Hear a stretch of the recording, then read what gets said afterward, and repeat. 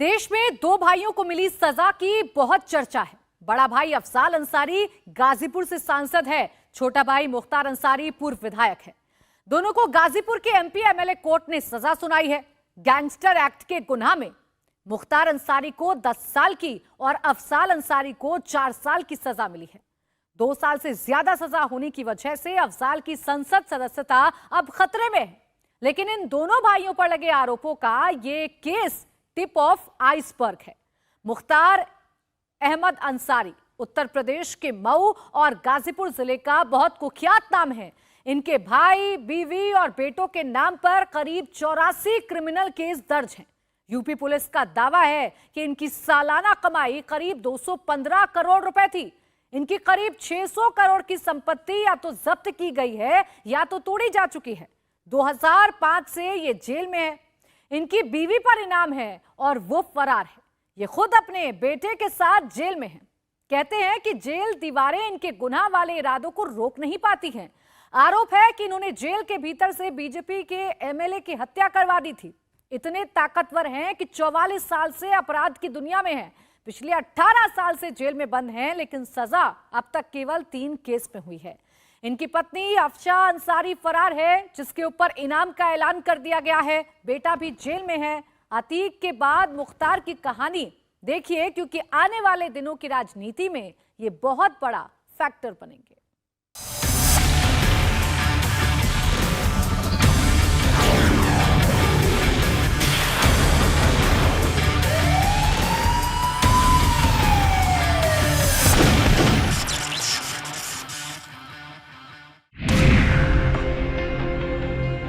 उत्तर प्रदेश के इतिहास में 2005 का वर्ष 2023 की स्क्रिप्ट लिख रहा था। 2005 में 2 बड़ी वारदात होती है।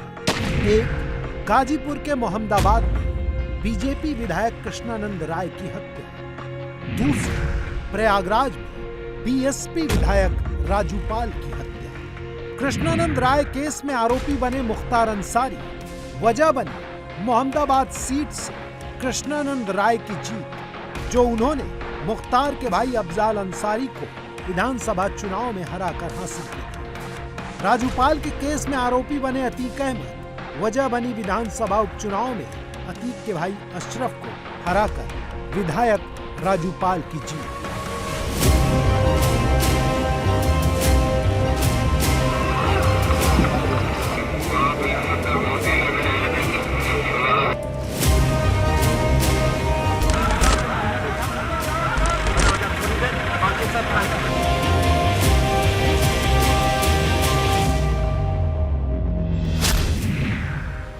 राजनीतिक वर्चस्व की लड़ाई में 2 सिटिंग विधायकों की हत्या होती है। एक विधायक और एक सांसद पर आरोप लगते हैं। भविष्य बदलने वाले इस अपराध पर यह सवाल था कि क्या देश और प्रदेश को दहला देने वाले ये हत्याकांड सिर्फ चुनावी हार जीत का नतीजा थे, या फिर इस चुनावी हार ने अतीक और मुख्तार का पॉलिटिकल बुलेट प्रूफ छीन लिया था, जिससे उनकी शारीरिक, सामाजिक, राजनीतिक और आर्थिक सुरक्षा खतरे में पड़ गई थी और इसलिए उन्होंने अपनी हर तरह की सुरक्षा के लिए विरोधियों का खात्मा कर दिया। माफिया का भय बरकरार रहे, इसके लिए 2 विधायकों को मार डाला। संदेश दिया कि जो हमसे टकराएगा वो मिट्टी में मिल जाएगा।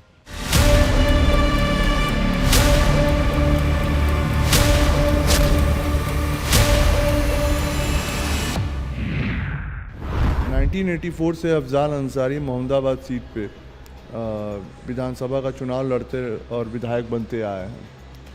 इन लोगों का अपना एक रसूख, अपना एक वर्चस्व, अपनी एक गुंडई हुआ करती थी, जिसके तर्ज पे ये अपने विधानसभा के सीट पे जीतते हुए आए हैं। 2002 में हमारे पिताजी को प्रचंड बहुमत यहाँ से जनता ने दिया और विधायक बना के विधानसभा में भेजा।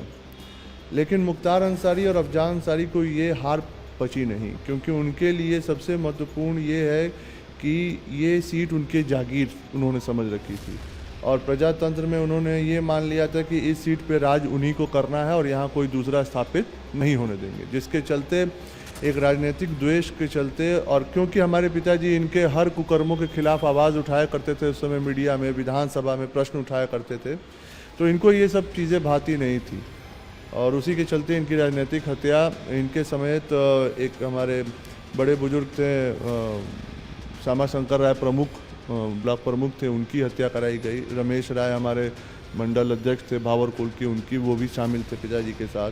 प्राइवेट गनर्स थे, एक शेषनाथ पटेल जी थे जो बगल के गांव के निवासी हैं। तो एक यही था कि एक साथ ऐसे लोगों की हत्या कराओ कि जिससे कि एक जो इनके विरोध के जो लोग हैं वो उनका साम्राज्य खत्म हो सके। जिस वर्ष हमारे पिताजी की हत्या हुई उसी वर्ष मऊ का दंगा हुआ, उसी चीज़ को एक बनाया गया कि नहीं हम एक दंगे के माध्यम से लोगों को ये बताएं कि नहीं हम कैसे अपने राजनीतिक रसूख को बचा सकते हैं।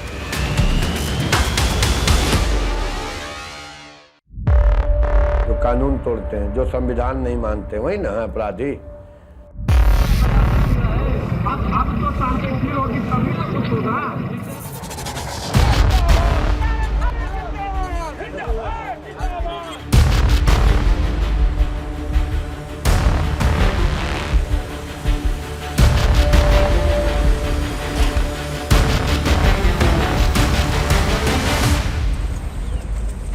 मुख्तार अंसारी आज भले ही व्हीलचेयर पर आ गए, लेकिन एक वक्त था कि इनके नाम से लोग कांपते थे। हिंदू मुस्लिम दंगे के दौरान ये खुली जिप्सी में चलते। पूरा जो मामला है मुख्तार अंसारी का नेतागिरी करेगा, कोई रोक ना है, बात समझ लो। आधा घंटे 1 घंटा हो गया मुझे।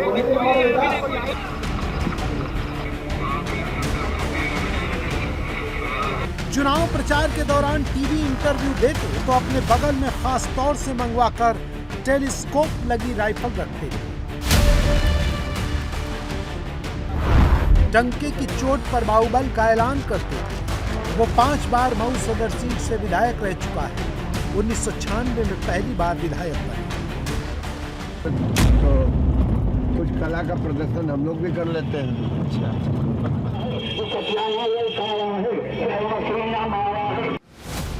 IS 191 इंटरस्टेट गैंग है। गैंग में 280 मेंबर थे।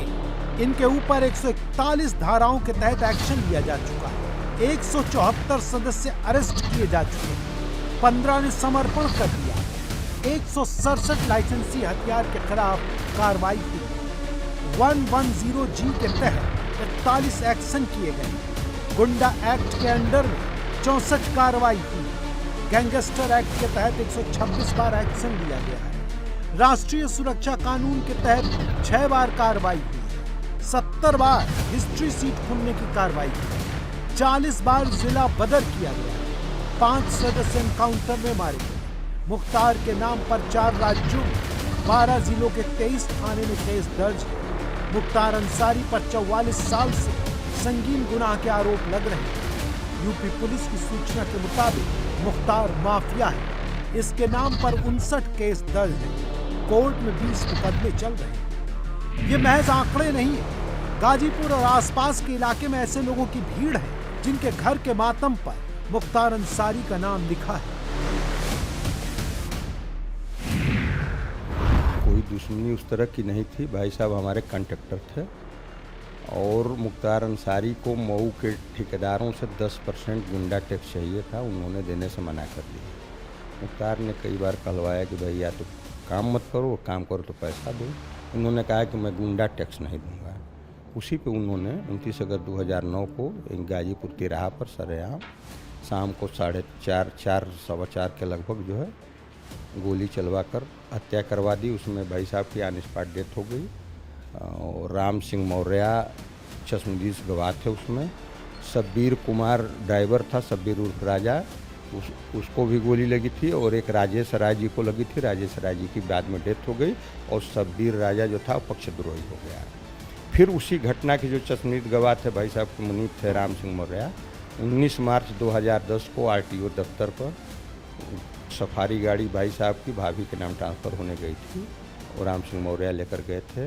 वहाँ उन्होंने गोली चलवा दी और उसमें एक सुरक्षा में सिपाही लगाए गए थे सतीश कुमार और राम सिंह मौर्य। राम सिंह मौर्य की ऑन स्पॉट डेथ हो गई। वो जो सतीश कुमार थे उनके 3 दिन बाद उनकी मृत्यु हुई अस्पताल में। वे 2 घटनाएं कराई।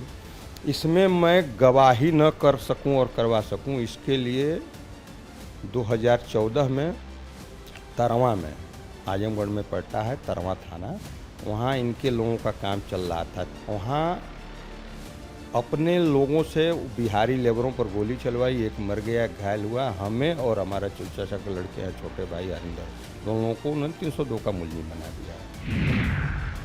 मुख्तार अंसारी के गुनाह का स्टाइल भी टिपिकल माफिया का था। अपनी बात न मानने पर सजा देता था, बात पुलिस तक न पहुंचे इसका इंतजाम करता था। अगर कोई रिपोर्ट लिख ली गई तो केस ना चले, और अगर कोई केस अदालत तक पहुंच गया तो उसके खिलाफ खड़े सारे गवाह और सबूत मिटा दिए जाएं। इस काम के लिए उसने राजनीति का लबादा उठ रखा था। मुख्तार अंसारी अपने गुनाह के दाग को मिटाने के लिए पूरे सिस्टम को करप्ट करने पर विश्वास रखता था। उसने अपने आसपास ऐसे लोगों की फौज खड़ी कर रखी थी जिनका चेहरा दुनिया के सामने होता था, लेकिन काम मुख्तार का होता था। जमीन पर कब्जा, व्यापार पर कब्जा, घर पर कब्जा, सरकारी ठेके पर कब्जा और गुंडा टैक्स मुख्तार की आमदनी का बड़ा हिस्सा है। पुलिस ने 248 करोड़ 76 लाख की संपत्ति जब्त की, 282 करोड़ 90 लाख की संपत्ति तोड़ दी। कुल 532 करोड़ 66 लाख की गैर कानूनी संपत्ति के बारे में जानकारी मिली है। पुलिस का दावा है कि उसके एक्शन से मुख्तार अंसारी को हर साल 212 करोड़ 43 लाख रुपए का नुकसान हो रहा है। 2016 में यूनिवर्सिटी, अंसारी यूनिवर्सिटी के नाम पे जहांगीराबाद में गरीब काश्तकारों की असलाह के बल पे जमीन कब्जा करने का रातों दिन कब्जा कर रहा था। और उसके बाद उसी के साथ लगभग 10 करोड़ की भूमि हमारे ठाकुर जी के नाम से धार्मिक भूमि थी। जब उसको कब्जा करने लगा तो सपा की सरकार थी, और सपा के सरकार में मुख्तार के खिलाफ कोई बोलने की औकात नहीं रखता था। तो इसी कलेक्ट्री में मैंने 7 दिन तक लगातार धरना दिया। और जब आप ही के तरीके से जनता के सजग प्रहरी के रूप में मीडिया के बंधु आए, या कहे गांधी जी आप 7 दिन से धरना पर बैठे हैं, आपकी क्या बात क्यों नहीं सुनी जा रही है। जब डीएम वैभव श्रीवास्तव के यहाँ गए, लोग कहे कि 7 दिन से छोटेलाल 125 साल पुरानी धार्मिक भूमि को लेकर धरना कर रहे हैं, आप क्या कर रहे हैं। तो बुलाए वैभव श्रीवास्तव थे, अमरनाथ राय सिटी मजिस्ट्रेट थे, उनको बुला कहे कि 10 मिनट में काम रोक कर हमको बताओ। 2016 में काम रोक दिया गया। 1 सप्ताह के अंदर सीमांकन करके सुरक्षित करने का जो आश्वासन दिया गया। लेकिन चूंकि मुख्तार का राज था, सिटी मजिस्ट्रेट डीएम और आजम खान की एसपी भैंस खोजता तो कौन नपवा सकता था। उसके बाद 2019 में श्री राम कॉलोनी रजदेपुर गाजीपुर का रहने वाला जो है गणेश दत्त मिश्रा, वह ठाकुर जी की जमीन को बेचने लगा। 2019 में गलत तरीके से अपना नाम चढ़वाया। गणेश दत्त मिश्रा जो मुख्तार का खास आदमी है और बड़ा भूमाफिया प्लाटर है, जो जमीन को खरीदता है, असलाह के बल पर धमका के लेता है और उसको बेचता है और मुख्तार को पैसा पहुंचाने का काम करता है। 17/9/2020 को निरंकार सिंह एसडीएम द्वारा सारे लोगों का नाम खारिज करके ठाकुर जी के नाम दर्ज कर लिया गया। लेकिन दुर्भाग्य है इस जिला के जिलाधिकारी और एसडीएम तहसीलदार नगर मजिस्ट्रेट जो आज भी राजस्व के कर्मचारी मुख्तार के सहयोगियों का संरक्षण कर रहे हैं। अभी मैं जनता दरबार में गया था और 800 करोड़ की संपत्ति जो मऊ जनपद में मुख्तार के लोगों ने कब्जा किया, उसको लेकर लेटर दिया, डीएम और एसपी के यहाँ आया है। और इसके बाद मैं बता दूं आपको कि आप अभी रैनी चले जाइए, लगभग 60 बीघा जमीन असलाह के बल पर उसमें कब्जा किया। इन्हें अपने माँ को भी नहीं छोड़ा मुख्तार अंसारी। राबिया बेगम पत्नी सुभानुल्लाह, यूसुफपुर मोहम्मदाबाद वार्ड नंबर 6 गाजीपुर न्यायालय से 52 लोगों के खिलाफ केबियट दाखिल धोखाधड़ी से करके यहाँ मुसलमानों को और हिंदुओं को दिया कि तुम्हारे खिलाफ राबिया बेगम ने यह केबियट दाखिल किया है कि जब तक हमको न सुना जाए तब तक इनको। अब बताइए मुख्तार अंसारी की माँ अगर केबियट दाखिल करती है, मुख्तार अंसारी का जमीन किसी मऊ में किसी की औकात है क्या मुसलमान को लुंगी छाप की जो मुख्तार अंसारी की जमीन कब्जा कर ले। गाजीपुर जिले की मुख्य बाजार में ये टूटी हुई इमारत देखिए। नीचे दुकानें सील कर दी गई हैं और इनके ऊपर जो था उसे तोड़ दिया गया। मुख्तार अंसारी की पत्नी अफसा अंसारी के खिलाफ जो कई मामले दर्ज हैं, उनमें से एक मामला गाजीपुर में अवैध तरीके से होटल निर्माण का है। 2004-05 में मुख्तार अंसारी ने अपनी पत्नी अफसा अंसारी और 2 बेटों के नाम शहर के महुआ बाग इलाके में एक होटल निर्माण किया। होटल का नाम था गज़ल होटल। 235 स्क्वायर मीटर एरिया में ये होटल बनाया गया। लेकिन ये होटल गलत तरीके से बनाया गया था, अवैध तरीके से बनाया गया था और इस वजह से 2020 में इसे ध्वस्त कर दिया गया। इसके ऊपरी हिस्से पे होटल था और उसमें 15 कमरे थे। इसके अलावा ऊपर में एक बैंक को किराए पर जगह दी गई थी। ऊपर के पूरे हिस्से को ध्वस्त कर दिया गया। ऐसी न जाने कितनी इमारतें। पुलिस और देश की बड़ी जांच एजेंसी मुख्तार और उसके पूरे परिवार पर संगीन आरोप लगा रही है, लेकिन स्थानीय लोगों में बड़ी तादाद ऐसे लोगों की है जो या तो मुख्तार के बारे में कुछ कहना नहीं चाहते या फिर उसे गरीबों का मसीहा कहते हैं। गरीबों के लिए थोड़ा सा हमदर्द हैं, बस इतना हम लोग जानते हैं। बस आदमी यही जानता है कि मुख्तार अंसारी है, मसीहा है गरीबों का, और क्या। वो गरीबों का मसीहा है, वो अच्छे इंसान है। अच्छे बहुत हैं। हम लोग घर पे जाते थे मिलने के लिए, या हमारे एरिया का है वो तो ये हैं, तो ऐसा तो कुछ नहीं है। मसीहा है वहाँ के, वहाँ से किसी से पूछेंगे बच्चे से तो पता ही नहीं, वो तो अच्छे हैं, दुख में सुख में सबको देखते हैं, करते हैं। पुलिस आई थी कल, आप लोग थे यहाँ पर? नहीं सर। अफसा अंसारी को देखा कब? नहीं, हम देखे नहीं, हम खड़े थे, फिर हम वहाँ से चला गए। यहाँ पुलिस आई थी? नहीं, अभी तो हम लोगों ने तो नहीं देखा कि कोई पुलिस। मऊ की पुलिस आई थी। अफसा अंसारी को कभी यहाँ देखा आपने? नहीं। लंबे समय से यहाँ नहीं जी, हमें कोई पता नहीं चला, हम कल थे बाहर, आज सुबह हम। अफसा अंसारी यहाँ आई है कभी पहले? नहीं, हमें कुछ मालूम नहीं इसका। हो सकता है, हम नहीं देखे हैं। वो तो हमको नहीं मालूम है, ढूंढती होंगी भाई, हमको नहीं मालूम है। अब हमें नहीं मालूम। मुख्तार साहब की पत्नी को ढूंढ रही है ना, अफसा को। अब जो कुछ हो अभी पूरा हम जानकारी नहीं। मुख्तार अंसारी की पत्नी अफसा अंसारी के नाम गाजीपुर में 6 केस, मुख्तार के भाई अफजाल अंसारी के नाम 7 केस, मुख्तार अंसारी के बेटे अब्बास के नाम 7, मुख्तार के दूसरे बेटे उमर अंसारी के नाम 5 केस दर्ज हैं।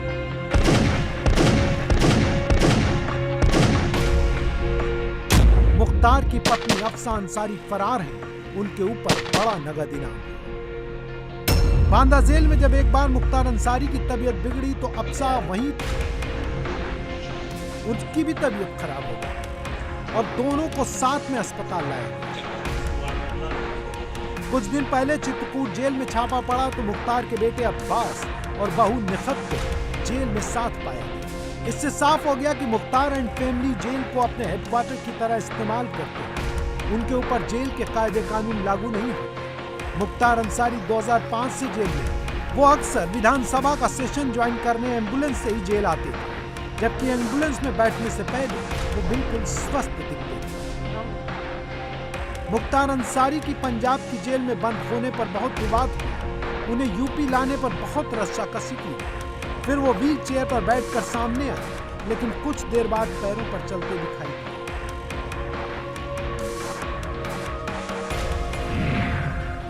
मुख्तार अंसारी की पत्नी, दोनों पुत्र और भाई सब पर गंभीर गुनाह दर्ज हैं। ये अपने हिसाब से सिस्टम को चलाते रहे। जेल, पुलिस, कोर्ट, हर जगह अपनी सुविधा से चीजों को तोड़ने मरोड़ने की कोशिश चलती रही है। इसका सबसे बड़ा सबूत है मुख्तार अंसारी की दोष सिद्धि। पिछले 44 साल से मुख्तार अंसारी के खिलाफ मुकदमे चल रहे हैं, लेकिन अब तक सिर्फ 2 मुकदमों में उसे सजा हुई है, जिसमें से एक केस 1999 का है जिसमें 5 साल की, और दूसरा केस 2003 का है जिसमें 7 साल की सजा और जुर्माना हुआ है, वो भी हाई कोर्ट से। ये घटना, सबूत, जांच हर स्तर पर अपने पक्ष में स्थितियां तैयार करते रहे हैं। राजनीतिक रूप से भी हम लोग सपा बसपा के विरोधी रहे हैं, तो वो लोग हम लोगों को राजनीतिक रूप से दबाते थे, पुलिस से परेशान करवाते थे, और बाकी लोगों को जो गवाही होती थी, जो गवाह थे, उनको ये लोग अपने घर पहुंच के और धमकाना, हड़काना और उनको पैसे का प्रलोभन देना। तो इस तरीके से ये दबाव तो बना करते थे। उसी टाइम पे गवाही हो रही थी, सीबीआई कोर्ट में भी गवाही चल रही थी, तो उसी में कुछ गवाह मुकरे, जिसके चलते ये हम लोग कोर्ट, सीबीआई कोर्ट 2019 जुलाई में हम लोग ये मुकदमा हार गए। अफसा अंसारी यहाँ 2 प्रकरणों में वांछित है। एक प्रकरण यहाँ थाना नंदगंज में है जो 2021 का है, उसमें वो वांछित हैं, जिसमें पूर्व में ही इनाम घोषित किया गया था। उसके बाद एक और अभियोग इन पर पंजीकृत किया गया था थाना कोतवाली में, उसमें भी वांछित है, उसमें भी इनाम किया गया था, क्योंकि ये लगातार अपनी गिरफ्तारी से बच रहे हैं और छुप के इधर उधर रह रही हैं। मऊ में भी एक गैंगस्टर अधिनियम का अभियोग है जिसमें वो वांछित हैं। ज़्यादातर इकोनॉमिक ऑफेंसेस हैं, जैसे यहाँ के 2 प्रकरण हैं जिनमें ये वांछित हैं। एक यहाँ पे कोई कंपनी विकास कंस्ट्रक्शन के नाम से बनाई गई थी। कालांतर में इस कंपनी में इनके सहयोगियों के द्वारा जो ओरिजिनल डायरेक्टर्स थे उनको ज़बरदस्ती अपने बाहुबल धनबल के आधार पर उन्हें डिस्पोजेस करके और उसमें जो सोसाइटी एक्ट है उसके विरुद्ध जाके अपने आप को डायरेक्टर्स बना लिया। इसका मतलब कि इनके द्वारा कंपनी पे ही पूरा कब्जा कर लिया गया। इसी के साथ साथ नंदगंज थाना क्षेत्र में एक FCI का गोदाम बनाने का प्रकरण था। उस प्रकरण में भी यही हुआ, गलत डायरेक्टर्स के द्वारा बैंक से लोनिंग भी फर्जी तरीके से कराने का उसमें आरोप था। और वहाँ पे जो ज़मीन थी ग्राम समाज व अन्य ज़मीनों पे भी उस पर भी अलग से एक तीसरा मुकदमा लिखा गया है। मुख्तार अंसारी के नाम ऐसे ऐसे गुनाह दर्ज हैं जिनसे पैसे के लिए उसकी भूख दिखती है। मऊ में अवैध तरीके से बनाए गए गोदाम इसकी गवाही देते हैं, जो गरीबों और ग्राम सभा की जमीन पर अवैध कब्जा करके खड़े किए गए।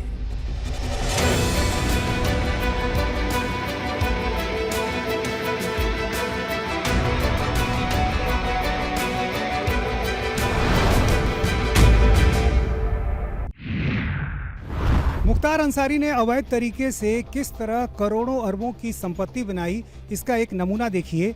ये मऊ का रैनी गांव है और यहाँ जो आपको फूड कॉरपोरेशन ऑफ इंडिया भारतीय खाद्य निगम का एक बड़ा गोडाउन दिखाई दे रहा है, ये मुख्तार अंसारी ने अवैध तरीके से खड़ा किया। करीब 15 बीघे की ज़मीन 2011 में मुख्तार अंसारी की नज़र इस इलाके पर पड़ी।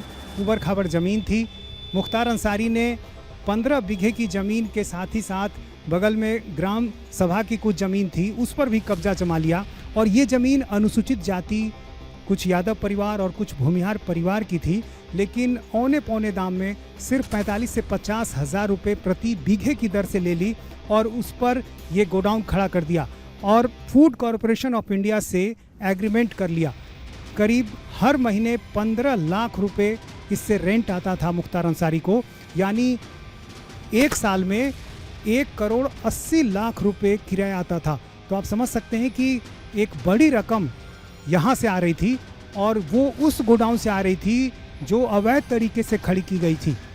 और इस पूरे इलाके में इसी तरह की कई दूसरी इमारतें भी हैं जहाँ मुख्तार अंसारी ने इसी तरह से अपना जो आर्थिक साम्राज्य है उसको मजबूत किया। तो यानी राजनीतिक ज़मीन तो मऊ में उसने मजबूत की ही, साथ ही साथ अपनी आर्थिक किलेबंदी को भी मुख्तार अंसारी ने इसी तरह से मजबूत किया। इस तरह से संगीन आरोपों के बावजूद स्थानीय लोग अंसारियों के खिलाफ कुछ ऐसा नहीं बोलते जो उनके खिलाफ जाए या उनके खिलाफ सबूत बन जाए। अब ये तो कंफर्म नहीं ग्राम सभा जमीन, लेकिन कुछ इसमें ग्राम सभा जमीन थी जी। कुछ लोगों की ज़मीन जो है उनसे ले ली गई औने पौने दाम पे। हाँ, उन्होंने खरीदा हुआ तभी तो बनाया, इसका निर्माण किया जी। अब चाहे जो भी रहा औने पौने दाम पे या फिर अब वो तो जिसकी है वही बता सकता है। करके ज़मीनें दे दी उनको। अब इतना हमको पता नहीं है, लेकिन उस टाइम जानते हैं कुछ तो खौफ तो था लोगों में। खौफ था कि ऐसे मान लीजिए कि इसीलिए दे दिया होगा, उतना कुछ हमको सही से पता नहीं है। कंपनियों को फोर्स तरीके से उनमें कब्जा करना, बाहुबल के आधार पे डरा धमका के ओरिजिनल डायरेक्टर्स को निकाल के उन कंपनियों से काम कराना, यहाँ सब कुछ मनमाने तरीके से किया गया और केवल आर्थिक संसाधनों का शोषण करने के लिए और अवैध रूप से संपत्ति कमाने के लिए और अपना जो लीगेसी में इनका प्रभाव चला आ रहा है उसे स्थापित करने का प्रयास करने के उसमें किया गया है। 2017 से वर्तमान सरकार आई है, तब से यहाँ लगातार तभी से प्रभावी कार्रवाई हो रही है। न केवल इस गैंग मुख्तार अंसारी बल्कि इनके जो भी एसोसिएट्स हैं, क्योंकि इनके द्वारा न केवल अपने नाम पे वरन अपने जो हैचमैन हैं उनके नाम पे भी बहुत सी संपत्तियाँ बेनामी के रूप में थी, उनका भी पुलिस द्वारा चिन्हीकरण किया गया है।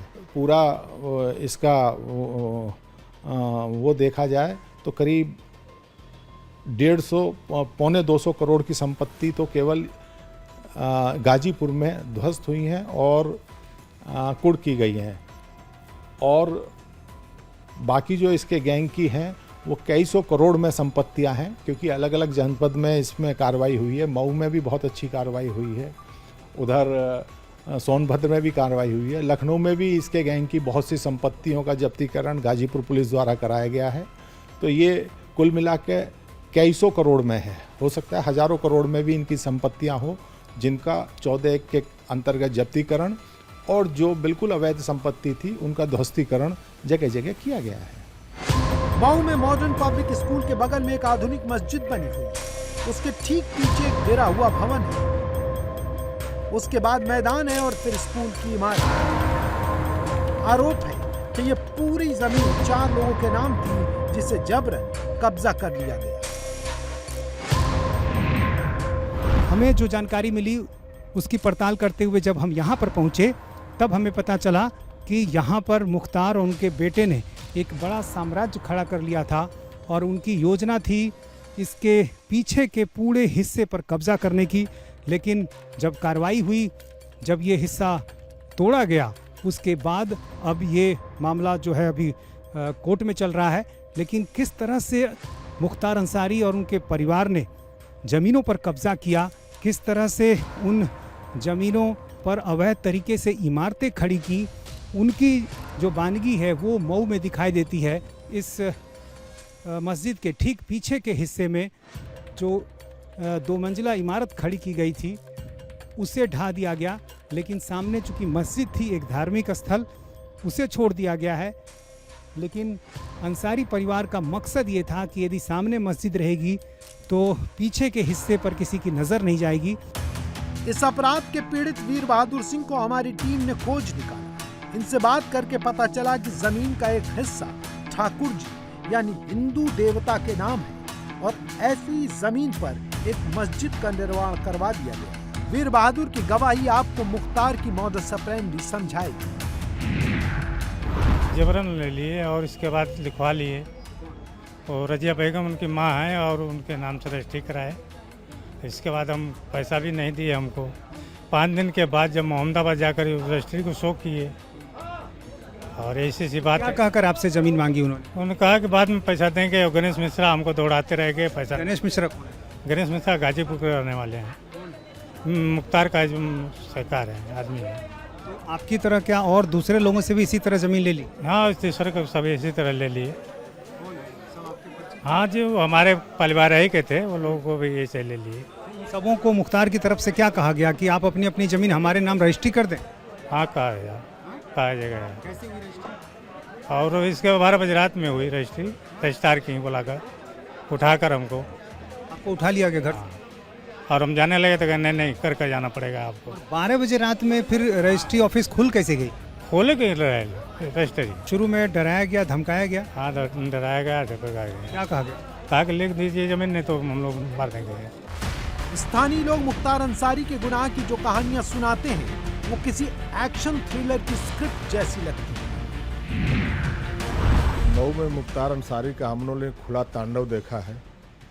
मऊ में 2004 में ठेकेदारों को टेंडर डालने से रोकने के लिए जब मना किया, ठेकेदार नहीं माने। हर वर्ष की भांति टेंडर का फार्म खरीदे आया, ठेकेदारों पर अत्याचार कराना शुरू किया, उसके गुर्गे राइफल के बट से पीटना शुरू किए। जब मीडिया के लोग उसको कवरेज करना चाहे तो मीडिया के लोगों को भी दौड़ा दौड़ा के उसने पीटा।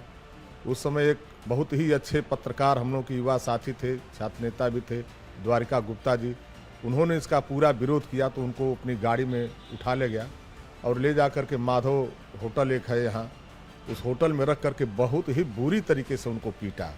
लेकिन वह शख्स अंतिम दम तक उनके खिलाफ लड़ते रहा। अंत में पुलिस ने बड़ी मशक्क़त के बाद उनको छुड़ाने का काम किया, लेकिन कोई टेंडर फार्म ले नहीं पाया। और उस घटना को जितने लोगों ने कवरेज किया था सबको पकड़ करके कैमरे से डिलीट कराया उसने। एक सलाहाबाद मोड़ पड़ता है, वहाँ राम प्रताप यादव को उसने गोली चलाया, मर गए। इस तरह से उसका तांडव मऊ के लोगों ने अपनी आंखों से देखा। अब हम आपको अंसारी सिंडिकेट से जुड़ी एक इमारत दिखाते हैं। शहर की एक गली में बना पिंजड़े नुमा घर मुख्तार अंसारी का शहर में पुराना घर है। इस मामूली और छोटी सी इमारत से निकलकर अंसारी परिवार पूरे मऊ, गाजीपुर और देश के कई राज्यों में फैल गए। हर तरफ उनका कब्जा है। उनके नए घर में, जिसमें अफजाल अंसारी का नाम लिखा है, परिवार की राजनीतिक शान और शौकत का प्रदर्शन दिखाई देता है। बताते हैं कि अंसारी घराना हमेशा से इतना रईस नहीं था। उसने दबंगाई से बहुत कमाई की। अब उनके घर में महंगी गाड़ियों की लाइन लगी है। यही हमें अफजाल अंसारी मिले, जो मुख्तार के भाई हैं, सांसद हैं, अपने भाई को शरीफ बताते हैं और सवाल पूछने वाले को दलाल। उत्तर प्रदेश से लेकर के और देश के हर प्रांत में जो भ्रष्टाचार, जो बेईमानी, जो महंगाई, जो तांडव, उसका परिणाम ये हो गया है कि सारे सरकारी एजेंसियों का जो दुरुपयोग विपक्ष के नेताओं से घबराए हैं, तो उनके साथ गलत व्यवहार कराने के लिए एक षड्यंत्र।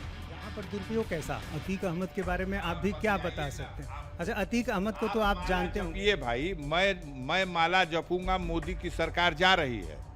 मैं माला जपूंगा कि किसी तरह से आपको ये ठेका दिया गया है कि अडानी के नाम की चर्चा न होने पाए। इसको घुमाए रहो किसी तरफ। मुख्तार 18 साल से जेल में बंद है। उसकी पत्नी फरार है और एक बेटा भी जेल में। राजनीतिक बख्तरबंद परिवार को बचा रहा है, लेकिन अब धीरे धीरे राजनीतिक दूरियां बढ़ रही हैं और अंसारियों का खौफ घट रहा है।